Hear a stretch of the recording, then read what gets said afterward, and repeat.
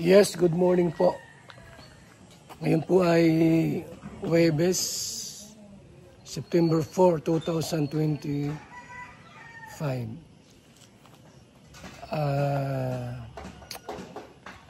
May dumating dito. Dati po, ang anak niya isa. Ngayon dalawa na po. Binahayan ko ito. Pero ang nangyari po,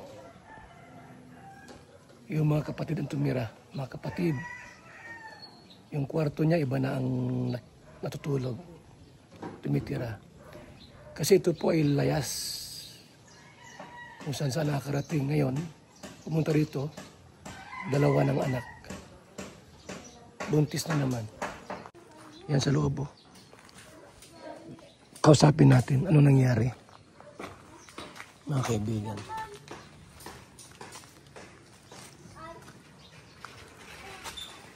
Ano? Dating anak na maliit, malaki na ngayon.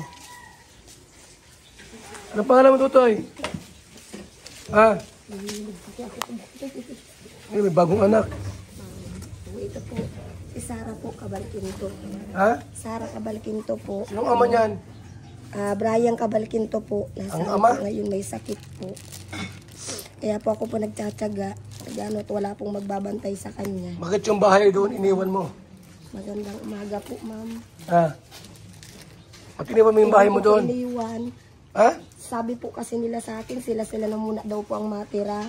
Tapos yung pong mga nakalipas na, nandumating po ako. Pagkatapos ko pong magamot sa, hindi po sa may paradil, ginamot po kasi ako, ma'am. Kaya po ako Si Marjo pala. Kaya nga. Hindi ko lang kilala. Marjo pala ito. Ginamot po ako. Naano po ako na natumba po ako sa may malapit po sa Heritage. Ang hirap ng buhay, nagkaanak ka na naman. Sinong ama niyan? Taga saan? Taga Plaridel Basod po. Nasaan siya ngayon? Nasa rehab. Sa drugs po siya, sir. Saka di po siya nagsusuporta. Ang inaano po niya ngayon, tinututungan niya nasa isip niya yung kabit po niya ngayon. Hindi mo man siya asawa at hindi mo kayo kasal? Hindi po kami kasal. Baka may ibang asawa yun o ano? Pumunta ka rito dati, ang anak mo isa-isa lang.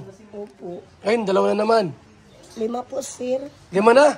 Namatay po yung isa. Kaya po ako na, Ano sa yung dalawa?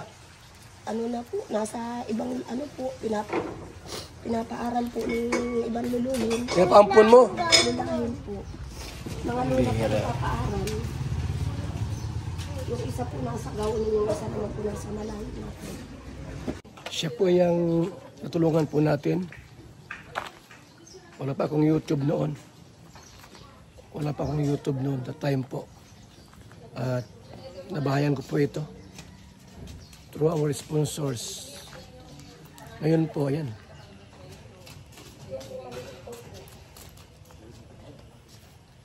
May mga anak na pala itong marami. Alam niyo po na ito po ay masyadong pasaway. Hindi makontento sa buhay po. Pag pupunta ako doon sa kanila, wala. Kung saan nagpupunta.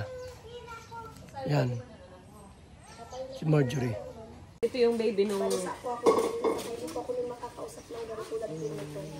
Kaya nga, nung matagpuan ka namin noon, nung nagpapabahay kami doon sa'yo, ito yung baby na yun. Iyo po, saka po si Christine.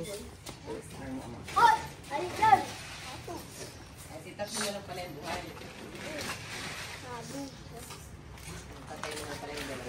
Pati rin dalawa. Hari din po ako nasa ma'am, nasa bundok.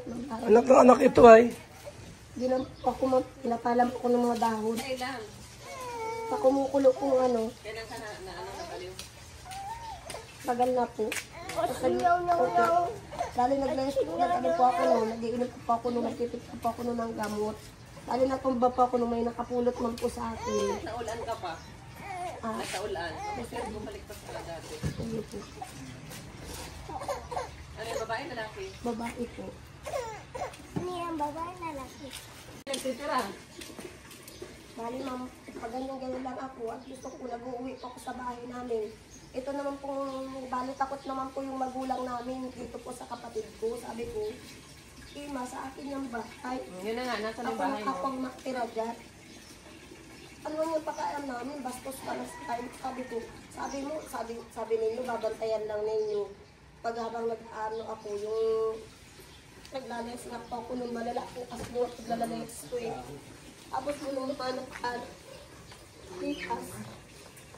Nagbalik sa bahay kami, sira-sira na po yung pinto.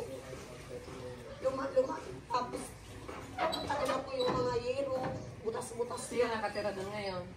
kapatid ko. Yung kapatid mo, yung binata? Oo, pinagmumurak ko ako ng kuya ko. Nandun pa rin pala. Nananalangin ko lagi. Sabi ko na sana kayo bumalik ko sa bahay. Una po kasi bumalik Oo, dapat talaga doon ka. Ikaw ay sa'yo naman yung bahay. Uwi naman po ako, tama po ako. Kaso pinapagtabi ko ako ditong si mama. Sabi ko, umuwi ka ako. Kung saan ka umuwi? Pumunta daw po ako sa nakubos. Sabi po nung kapit ko doon, saan man yun niya, pero di ka na uwi. Yan, ay dito naman yung pinagawa. Buhay pa si mama mo, si nanay mo, buhay pa. Opo. Nandun din nakatira. Andun din po.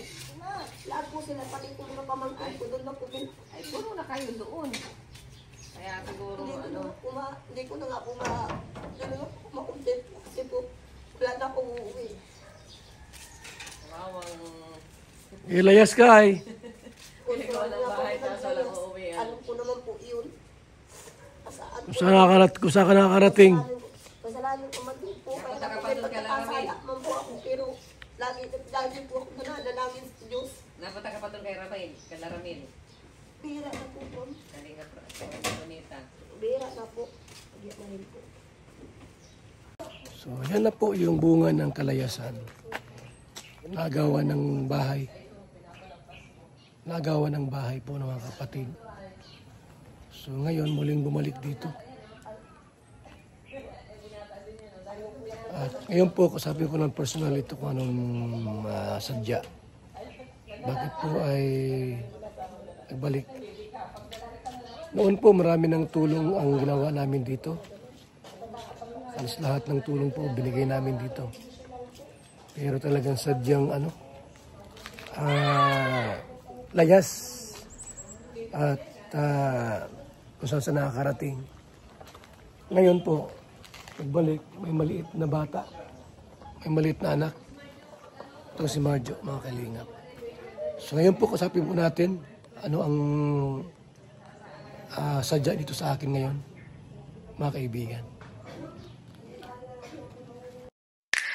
VSM Kalingap Kape 9-in-1 Healthy Coffee Mix. Ang kapeng may puso. Bakit? Una, nakakatulong upang mapanatiling malusog ang ating puso. Pangalawa, nakakatulong upang mapanatiling healthy at malakas ang ating katawan. Pangatlo, nakakatulong upang makaiwas sa iba't ibang uri ng sakit at karamdaman. Mga pangunahing sagap nito. Number 1, mangosteen fights cancer cells. Cancer sa suso at colon. May iwasan ang sakit sa puso at stroke. Number 2, collagen, pampalakas ng buto at ngipin, gamot sa may arthritis at rheuma, panginginig ng kamay, tuhod at likod at baywang. Number 3, green tea extract, nakakatulong sa puso, lower blood pressure, lower blood sugar. Number 4, green coffee bean, pampababa ng tibang, antioxidants. Number 5, barley powder, anti-aging, pampababa ng cholesterol, prevent anemia, supports kidney function, boost immune system. Number 6, L-carnitine, pampasexy, tanggal bilbil. Number 7, stevia, pampatamis. Number 8, Garcinia cambogia, high cholesterol level, antioxidant, burning fat. Number 9, psyllium husk, good for the stomach, good for diabetes. For more information and orders, you can text or call Kuya Val at contact number 0929-113-2469. VSM Kalingap Kape 9-in-1 Healthy Coffee Mix. Ang kapeng may puso.